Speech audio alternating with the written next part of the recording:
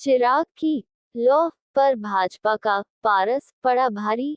LJPR में फूट की अटकलों के बीच क्या है बिहार की सियासत का सच।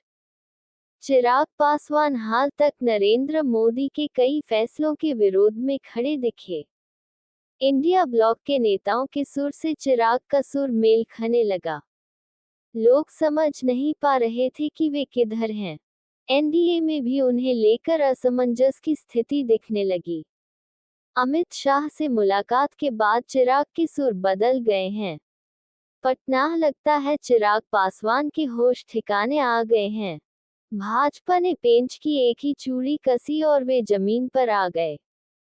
हाल के दिनों में अपने को नरेंद्र मोदी का हनुमान बताने वाले चिराग पासवान ने उनके ही फैसलों की जिस तरह मुखालफत शुरू की थी, उससे लगता था कि भाजपा ने भस्मासुर पाल लिया है। एक के बाद एक वे मोदी सरकार के फैसलों का विरोध करते रहे। सामान्य समझ भी नहीं रही कि वे मोदी मंत्रिमंडल के ही सदस्य हैं।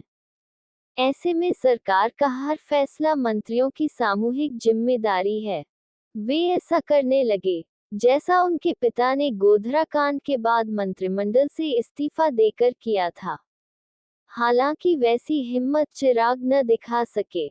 वे तो पानी में रहकर ही मगरमच्छ से टकराना चाहते थे। इसके जरिए वे अपनी अलग पॉलिटिकल आइडेंटिटी बनाना चाहते होंगे। पर भाजपा ने पेंच कस दिया।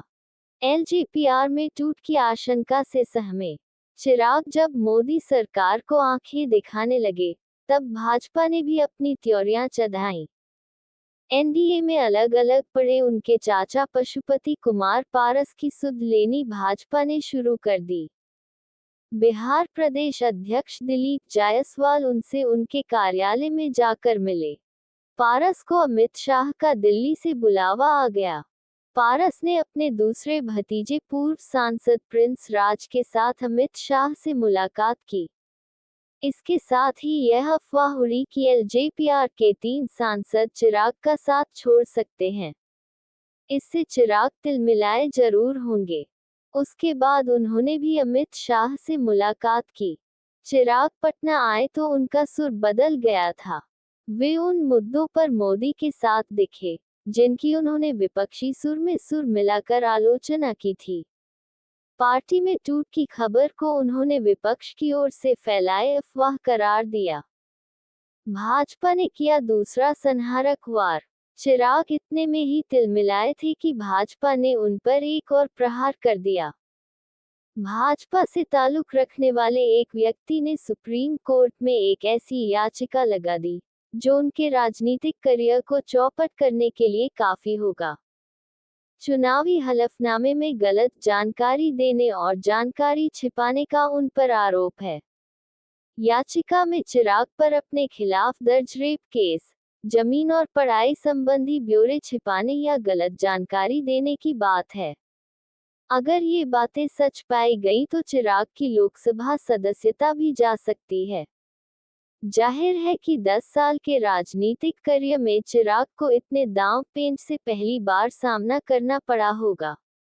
2021 में भी उन्हें ऐसे ही दांव पेंच से जूझना पड़ा था, जब उनकी पार्टी टूट गई और वे अपने धड़े के इकलौते सांसद रह गए थे। पहले नीतीश और अब भाजपा से पंगा। वर्ष 2020 में बिहार विधानसभा के चुनाव हुए तो चिराग ने एनडीए से अलग होकर 134 सीटों पर अपने उम्मीदवार उतार दिए। उन्होंने ऐसा करते समय भाजपा के प्रति तो नरमी बरती, लेकिन नीतीश को निशाने पर रखा।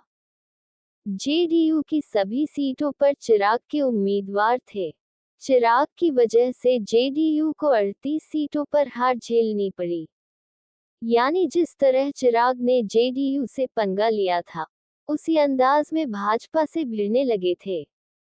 जेडीयू से भिड़ंत का परिणाम ये हुआ कि चिराग को लंबे समय तक एनडीए से अलग रहना पड़ा। मंत्री नहीं बन पाए। पिता को आवंटित बंगला छिन गया। एलजेपी 2 हिस्सों में विभाजित भी हो गई। अपनी पार्टी में चिराग अकेले सांसद रह गए। विधानसभा में भी उन्हें सीट नहीं मिली। क्या सलट गया चिराग का मामला? चिराग बैकफुट पर आ गए हैं। पर क्या भाजपा ने अब उन्हें अभयदान दे दिया है?